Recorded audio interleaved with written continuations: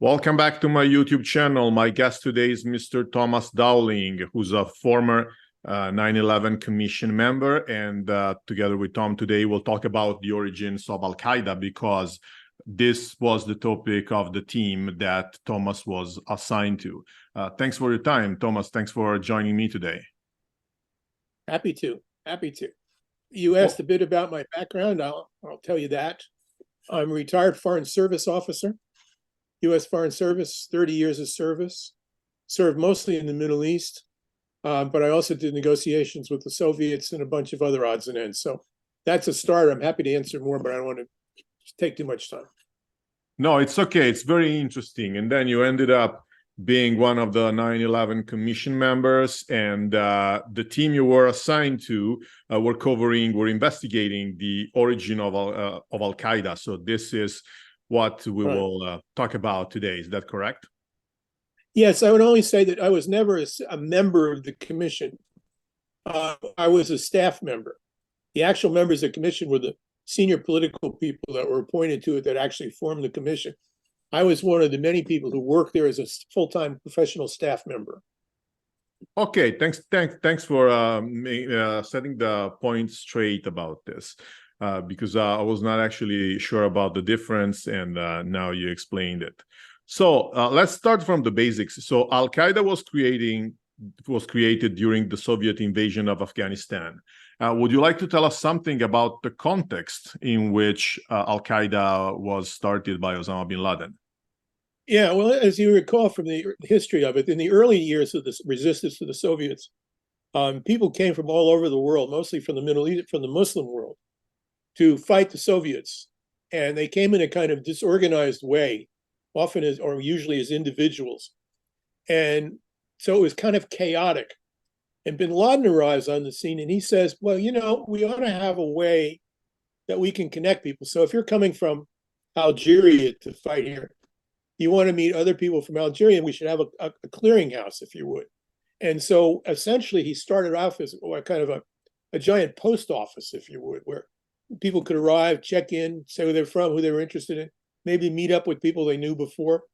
And then from that, he then developed into helping them on logistics. He had the ability to and the money to provide supplies and equipment to them. So that's basically where it comes from, and it picks up influence as that goes on. Well, there was an urban legend right after 9/11, according to which al-Qaeda was either created by the CIA or funded by the CIA. How do you reply to that? Oh, well, it's that kind of craziness is out there all along. What happened was that when the Soviets, even back up a bit, there was a pro-Soviet government in Afghanistan, came to power in Afghanistan after a revolution. And they did not get a grip on the country. So the Soviet invasion is basically to reinstall that government, reinstall a communist government. And when they came in, basically they weren't popular, they were unpopular, but they didn't really have a grip on things. More to the point, it's not that the CIA funded them. What happened was there were all sorts of groups trying to get support from the outside to fight. And among these were monarchist groups and what we might call centrist groups, and some of the tribal groups that still fight al-Qaeda and its remnants. But what happened was the United States decided to take the easy way out and rely on Pakistan, and to Saudi Arabia was also contributing ever more resources, but especially to Pakistan. And they allowed Pakistan to basically decide who got the money, who got the goodies. Well, Pakistan was filing its own foreign policy interests in Afghanistan, which it had been doing for a long time. Relates to its struggle with India and other things. And so the Pakistanis and the Saudis, for their own political and religious reasons, began to funnel the resources only to the groups that were supportive of their point of view. And so the monarchist groups and the centrists, what we might call secular nationalists, gradually got starved for resources. And as they were starved for resources, then the people, like principally the Paks, would come to us and say, well, you see, these guys aren't any good. I mean, these monarchists and these secular people, they can't do anything. We got the guys that can really fight. And that's where the resources should go. So in a sense, we took the easy way out. Did the CIA found it? Hell no. That's all right. That's Martian Sun stuff. and we were too willing to work with them, with these kinds of groups, not really thinking it through very much. And that's kind of what happened. We locked ourselves into that. But no, the That's, CIA didn't fail al-Qaeda. of course. At a certain point, al-Qaeda had to move out of Afghanistan and go to Sudan. Can you explain Yeah. us why? And yeah, why? Well, they were under too much pressure. And they wanted to have a place where they could essentially operate in a vacuum. That is to say, the local government control was so weak. So the Sudan was a good choice for religious purposes. It also got them close to being able to poke at people like the Egyptians, who they disliked for their own religious and political reasons. So basically, they went to the Sudan because it was a way to get out from under some of the pressures they were facing. And the problem is that Sudan's a long way from the areas they wanted to play in. And so over time, they lost interest and things became so they could come back to Afghanistan. And while in Sudan, Osama bin Laden declared war on America. Why did he do that? Because we read a lot that it was because they hate the Western world, like our standards of living and things of the sort. But is that so easy? I mean, why did Osama bin Laden declare war on America? Well, first of all, Osama bin Laden was a man of extraordinary ambition and self-regard, and his ego can never be discounted in what happened. The second is to understand that within the Sunni world, and it's important to understand that bin Laden is a Sunni Muslim, or he plays in the Sunni Muslim world. And the views that he would present as this is what the Islamic world works, and we'll talk about that in a bit, like the caliphate, are totally contradictory to all the non-Sunni elements of the Islamic world. But he was trying to make a case essentially for his own preeminence,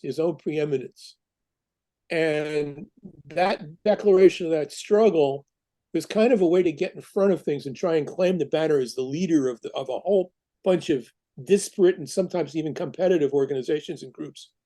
So he announced that. The other thing to understand is that, again, the contrast with the Shia world, or say the Western world, say the papacy, for example, Catholicism, there's mechanisms by which senior clerics can declare policies and guide judgments, which people are bound to respect. The Sunni world doesn't have that structure. And so what happens is bin Laden gets up and says, okay, I command you. We got to go kill all the Christians and the Jews. All right. Well, if you think that's a good idea, killing the Christians and the Jews, then you say, oh, bin Laden, I'll follow bin Laden. If on the other hand, you think that's a bunch of garbage, I'm not going to get involved with that, then you go your own way. There's no enforcement mechanism.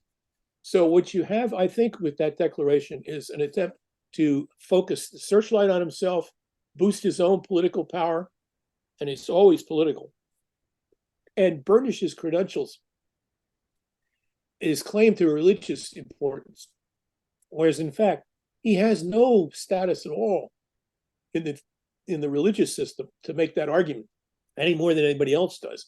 He's got no special status, but he had influence. He had success in Afghanistan with the war, his elements in the war. And I would also mention that the version of bin Laden's role in the war, once you get off of things like financing and organization, we actually get to combat leadership. It's almost nil. I mean, he wasn't a great war leader. There were great war leaders from outside as well as in Afghanistan. He wasn't one of them, but he was great at public relations. So all in all, long-winded answer, it's basically to assert his own primacy that he did that. And then after that, al-Qaeda moved back to Afghanistan and found the Taliban in power. So how was the relationship between al-Qaeda and the Taliban and between Osama bin Laden and Mullah Omar? Well, and that's good that you make the distinction because I would argue they're very different. Mullah Omar, bin Laden worked on cultivating Mullah Omar. And there's even talks about somebody's daughter marrying somebody's son, and even occasionally the rumors whether bin Laden married one of Mullah Omar's people. But in any case, bin Laden cultivated Omar. Generally, though, the Taliban became increasingly angry and frustrated by al-Qaeda and the way they were acting. And so, for example, before 9/11, soon before 9/11, there was only one working airport in Afghanistan, at Kandahar, and that was controlled by al-Qaeda. So if you were an Afghan and you wanted to catch one of those flights, you had to get through al-Qaeda controls, not Afghan government controls. And so that kind of over control, over emphasis on stuff really irritated people.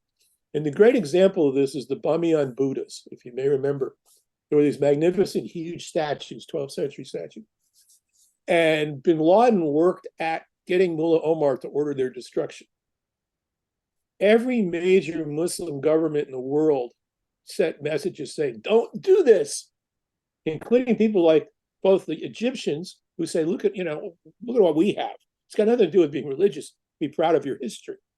And the Iranians, who are, even though they're Shia and anathema to a lot of to the Buddhist thing, same thing. This is cultural. This is history. Don't mess with it. But bin Laden talked Mullah Omar into doing it.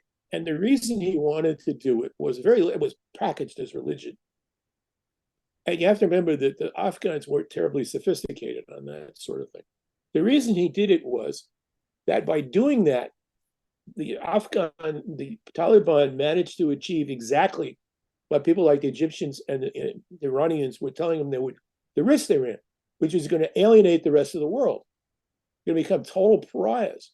That was fine with bin Laden because bin Laden wanted to control the whole game. So the more outrageous and the more isolated the Afghans became, the happier it served his purposes. Now, a lot of the top Taliban people, not a lot, a good number of the top Taliban people, they recognized this, and they were trying to maneuver out from under the al-Qaeda grip. And then 9/11 happens, and the whole world turns on its head. But that relationship, I would say, is between Mullah Omar and bin Laden, close and basically exploitative on bin Laden's side. Between the Taliban and the al-Qaeda, growing irritation, growing isolation, growing friction that might have produced a clash between them, say 9/11 not happening. Well, and during this period, of course, al-Qaeda planned 9/11. We have two important leaders here. One of them is, of course, Osama bin Laden. The other one is Khalid Sheikh Mohammed. Can you explain us what is the role of each of them in the planning of 9/11? Well, I think I can do a better job on bin Laden than Khalid Sheikh Mohammed. Bin Laden's organization, al-Qaeda, by this time had become what a colleague of mine calls a malanthropic organization, malanthropic foundation, which is he went to bin Laden and you said, I've got a great idea for some atrocity someplace. And here's how we can do it. Here's what I need. And bin Laden would listen. They actually had memos and things in al-Qaeda, like an organization, big business organization might have, options for. And so bin Laden was the financier. Bin Laden was the ultimate blesser, but he didn't plan it and he didn't lead it. Khalid Sheikh Mohammed is much more of the operational guy, the one that puts it together. Now, what's striking, of course, is how little it costs to do this. I mean, material cost. But of the two, to make it happen, would it have happened without bin Laden? Yeah, it could have. Could it have happened without Khalid Sheikh Mohammed? Probably not, given what he contributed in terms of planning and leadership. Well, very interesting. This is striking and unexpected. So thanks for this explanation. So we know that the US were blamed for underrating the threat and for intelligence mistakes.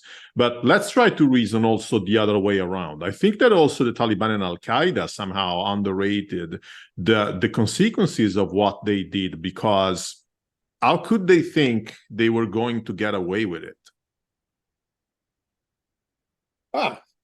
Well, I guess the question is, what were they trying to achieve? And I think here might be a little bit of history is relevant, because one of the comparisons the Americans make all the time to 9/11 was Pearl Harbor. And the Japanese attack on Pearl Harbor was an unprovoked and surprise attack. It did tremendous damage, but the Japanese had plans. Pearl Harbor was not, let's go bomb Pearl Harbor and then we'll go home. It was Pearl Harbor had to be taken out as a preliminary step for a much more complex and prolonged strategy, which ultimately led them to disaster. But it wasn't foolish and it wasn't unthought of, and it was connected. With al-Qaeda, with the attack on 9/11, I have to say, okay, after the satisfaction of hitting the Americans, and we must be honest to say that in much of the Middle East, there was a moment right after it happened where people sort of said, yeah, the Americans finally got it. Even countries that are pretty much and people that are friendly to us. Didn't last long, but there was a kind of moment of having been on, we're no longer on the receiving end. The Americans got nailed too. But that said, I have always said to people, and I've said to students who I've taught the course, tell me what the strategic goal of 9/11 was. What are you trying to do? Why did you do that? Okay. And forget this in terms of a technical operation and protected intelligence and all that covert warfare and all. Very good. But what was your strategy? And it's things like, well, we're going to drive the Americans and the West, we're going to drive the West out of the Middle East. Okay, that's pretty ambitious. And then on top of that, we get the long-term goal. Oh, we're going to restore the caliphate. Well, bin Laden spent a lot of time talking about the caliphate, but that wouldn't wash. So, any case, that's the thing. I think the key takeaway of 9/11 was you say, what's the strategic purpose? And the answer is, I can't tell you what the strategic purpose is. And I'm not sure they even thought in those terms. You can think in strategic terms back to Afghanistan for a moment. If you want to look at a real disaster that was self-inflicted, look at the Russians going into Afghanistan, or look at us going into Iraq, where we thought we had some planning to it and it just didn't fit together at all. Any case, that would be my take on 9/11. That it never had a coherent strategic plan to it. Well, and at the end of it, the result was that the Taliban found themselves in the middle of a storm, that is the war that happened in Afghanistan, without provoking it. So my question here is, the Taliban didn't provoke it, of course, al-Qaeda did. Did that change the relationship between al-Qaeda and the Taliban after 9/11? Oh, I think very much so. I think all that residual resentment that was out there of the Taliban people towards al-Qaeda got greater. The other problem is the Taliban were fighting for a whole different set of things for al-Qaeda. Al-Qaeda saw the Taliban saw Afghanistan as basically a base, a bedroom, a place to go out and do harm from. The Taliban were fighting for what they perceived to be their own country. So to the extent that al-Qaeda brought down on them the hell that it did, I think there was a great weakening of their support for them. And you'll notice now that since our withdrawal from Afghanistan, you don't get a great sense that al-Qaeda has been welcomed back, that there's any particular desire to have them come back or their views come back. The Taliban, thank you very much, we'll do it all ourselves. Well, not most. Some of the hijackers were educated people. For instance, Mohammed Atta and Ziad Jarrah. This defies the rule that, according to which terrorists are usually poor, uneducated people. How do you explain that?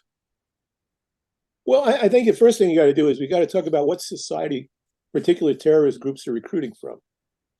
Now, if you're running around, if you're Che Guevara and you're in Latin America in 1968, 67, or you're the Viet Cong, you're recruiting from basically poor rural people. And so you're going to get a lot of folks that aren't particularly well educated. However, when you start talking about groups that are recruiting in urban areas and groups that are particularly, I can't say emphasis on education, but there's some extent to it. Then you begin to get these kind of guys. And what you have to look at is what are the frustrations that lead them to do this? And also self-aggrandizement. But let's stick with what's the frustrations. You can't, excuse me. No problem. If you want to remake the world, if your idea is you're going to remake the world and you really believe you're an agent of it, you're probably not from a rural area, but poor educated. I'm saying this in a clumsy way, but the short, quick answer to your thing is it's a mistake to think that all of the rank and file of terrorist organizations are from the bottom economically and socially. They're not. And what you get people with a lot of resentment. You can get people with everything from, for example, one of the great thinkers of Islamic radicalism is an Egyptian named Qutb.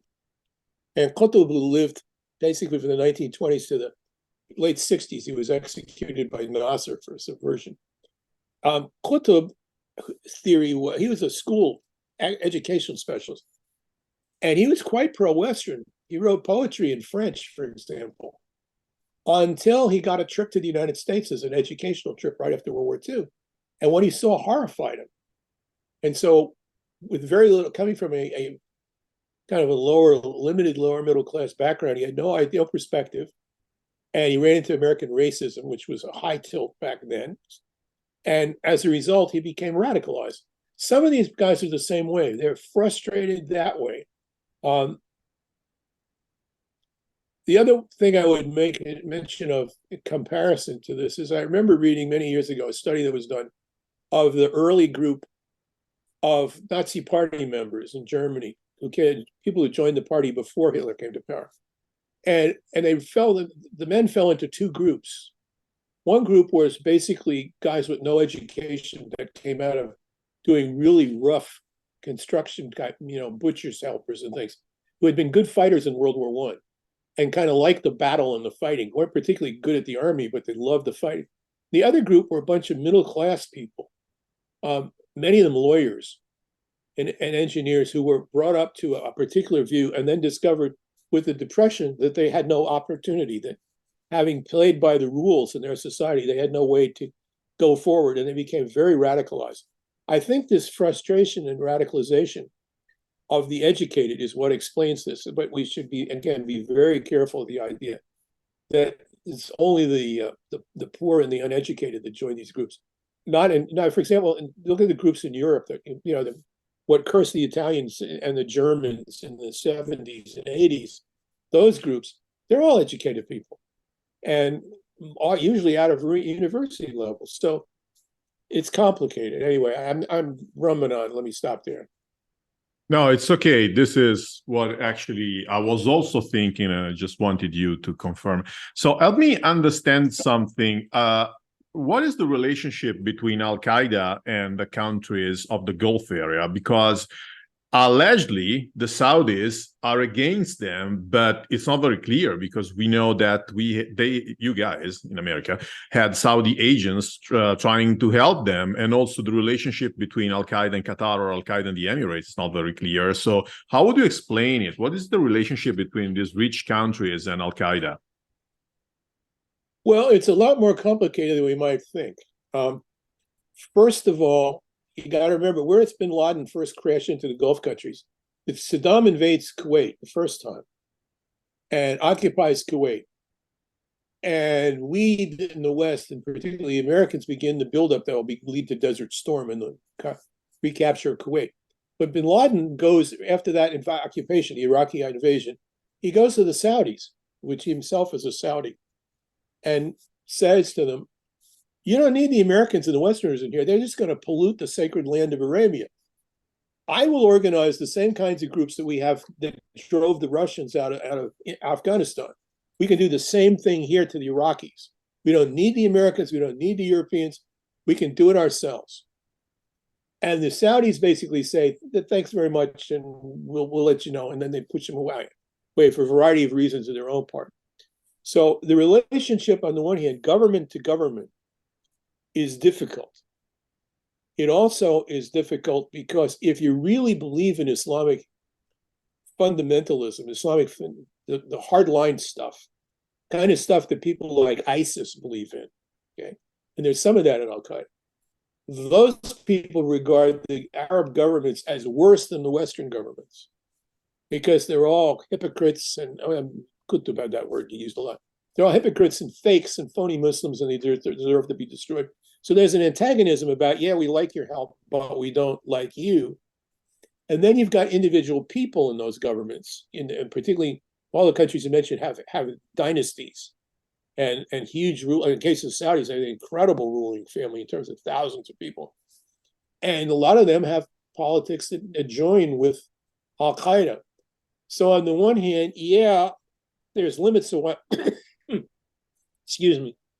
those governments will do.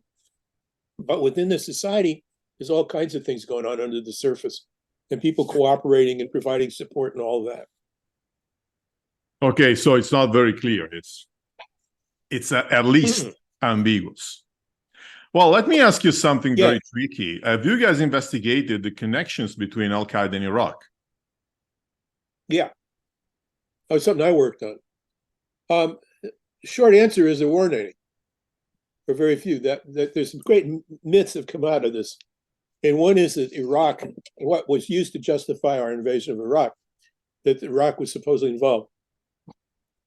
The thing to understand, starting point was the Iraqi armed forces were very powerful before Desert Storm. Now, they weren't very modern. They were basically the Soviet army of the 1950s, but a very powerful force. That force was destroyed in the Desert Storm campaign. And Iraq had less than half of its military power left. The number we used to use was 40% of what they'd had beforehand. So the Iraqis, Saddam, was everything that a good Islamist would loathe. He was secular. He lived a Western lifestyle. He had no particular interest in religion. They eventually put it on their flag and stuff for propaganda. But I mean, Iraq was not a good country to be a Muslim extremist in. And the Iraqis looked at al-Qaeda and they knew, as I said before, al-Qaeda and bin Laden wanted to attack them when they were occupying Kuwait. So they had no illusions that bin Laden was their friend. The question they had was, is this guy useful? And bin Laden's people had the same question. So they had a mating dance, which we've looked at, which was where the Iraqi intelligence people were sent to meet with bin Laden and his people. And there were some meetings. And they got into fairly detailed discussions.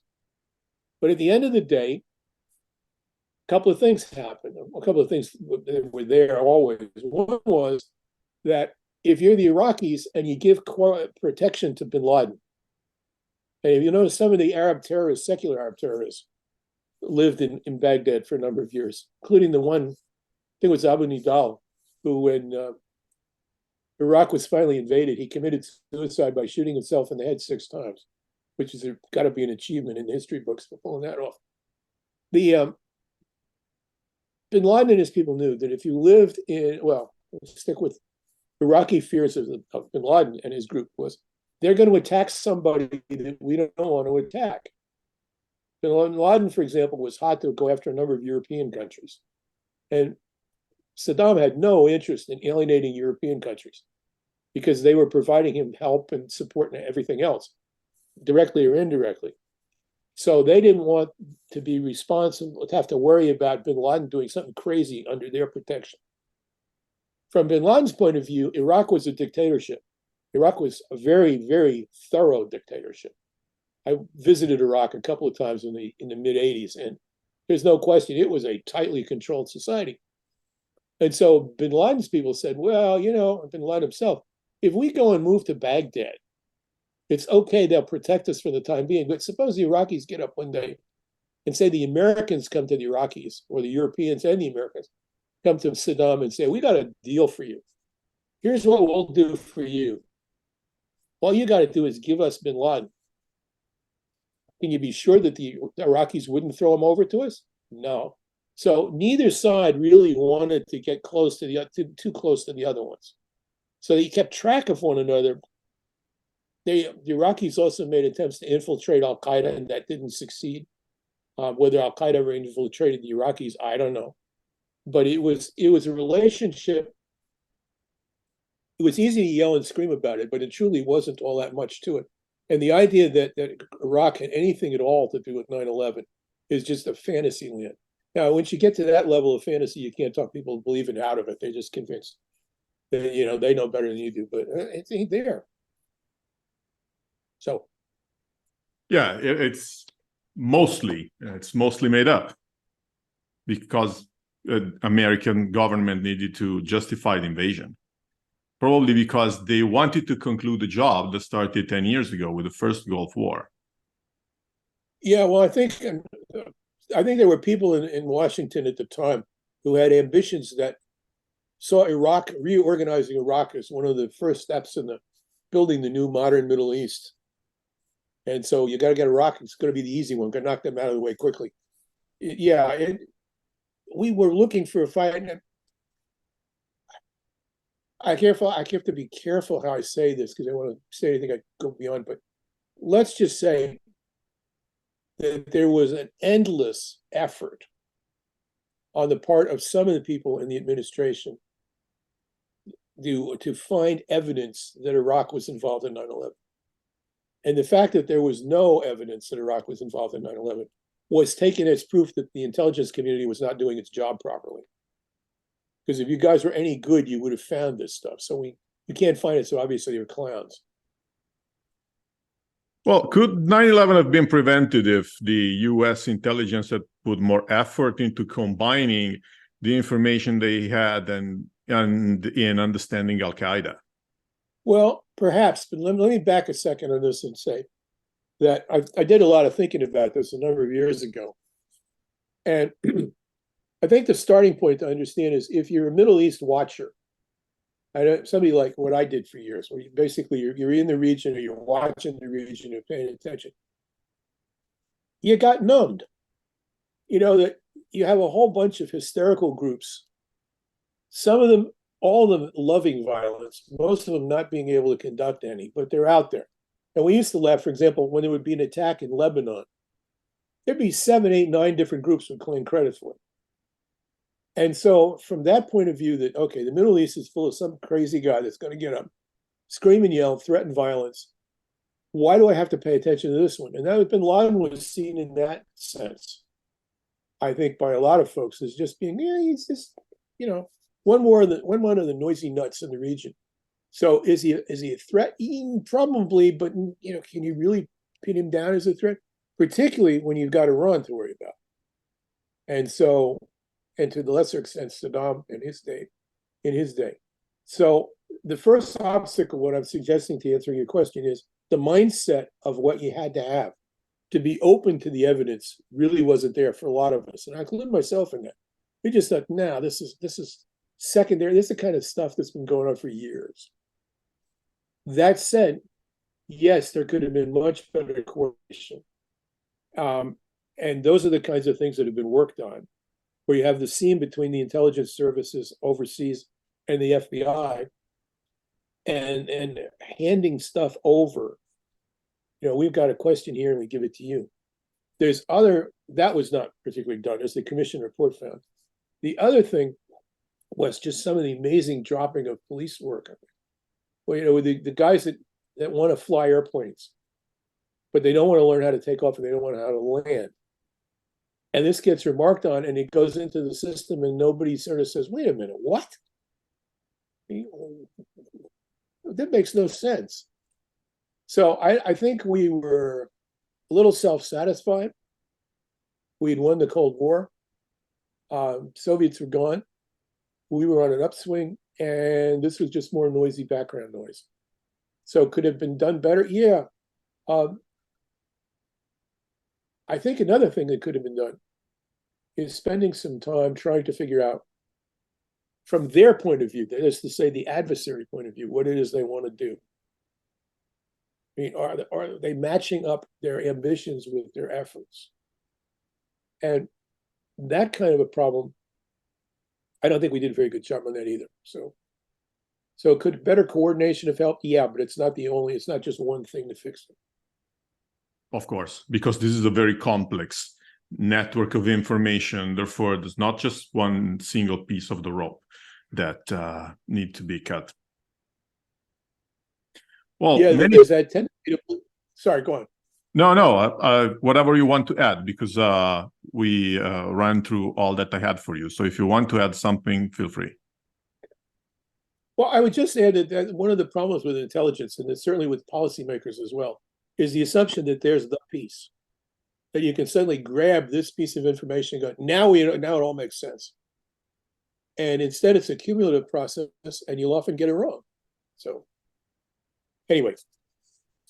Well, Tom, many thanks for your time and for your very precious explanations. I think that you gave us a very unique angle, because some of I've been studying 9/11 for 17 years, but some of the things that you said tonight or this afternoon in your time zone were totally unheard of to me. So I think that you provided... What were those, if I may ask?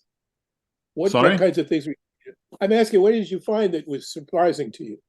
Well, for You just instance, the fact that al-Qaeda had no knowledge or what they were going to face after. For instance, that was, or even the relationship between the Taliban and al-Qaeda was more complex than I thought. Yeah. These were things that were unheard of to me. So they were very interesting and surprising to me. So yes, you did provide a very unique angle. Well, I'll tell you one example just about things they weren't expecting. All right. When we finally went into Afghanistan on the ground, we had special operations troops, special commando troops that got way up into the hills chasing bin Laden and his people. And none of the Afghan side had ever expected that American special forces be right up there with them. Now, we didn't in the end ultimately succeed, and that has to do with American bureaucratic politics as much as anything else. But yeah, I think the idea of what we could do to them, they really hadn't thought through. You know. Anyway, interesting stuff. It is very interesting and also very dramatic, unfortunately, also, but very interesting. That Yes. we need to remember and to not forget. So many thanks again for your time, Tom. And thanks everybody else for watching this, and see you all next time. Bye-bye.